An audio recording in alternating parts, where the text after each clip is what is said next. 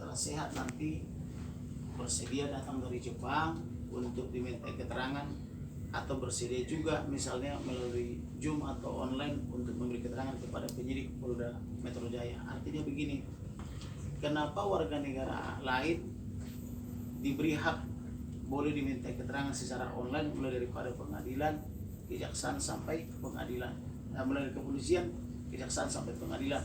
Bahkan saya sering melakukan sidang online, sudah tidak terhitung berapa banyak perkara ditangani secara online.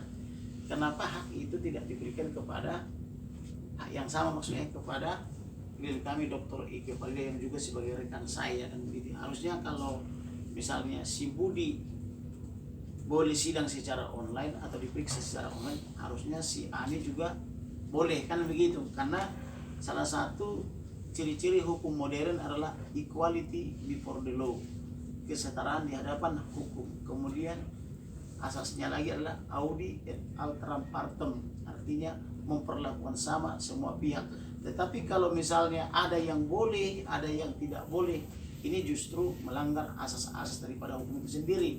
Artinya inilah yang tidak boleh. Jadi kalau seseorang bisa mendapatkan hak itu, maka yang lain juga boleh, sepanjang sama-sama tunduk dan patuh kepada hukum yang berlaku di Indonesia. Itulah. Jadi harapan kami kepada Kapolda Metro Jaya, kepada Kapolri, Kabar Reskrim dan Irwasum, Wakapolri dan sebagainya itu, tolong dong diberikan atensi perkara ini supaya cepat ditutup, sehingga klien kami juga bisa segera menerima apa yang menjadi haknya.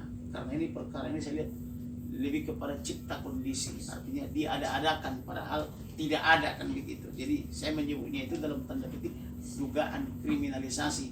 Apalagi klien saya ini kan advokat. Advokat itu kan penegak hukum, orang yang bertikat baik.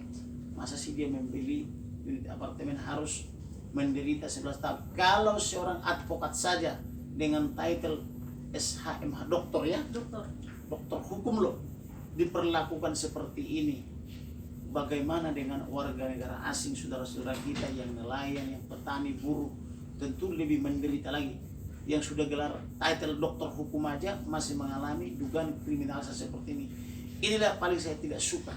Makanya saya berjuang di Indonesia ini, bagaimana supaya saya bisa memimpin Indonesia, memimpin revolusi, supaya hak-hak warga negara diberikan sesuai amanat konstitusi, juga sesuai undang-undang. Terima kasih. Terima kasih banyak bagi rekan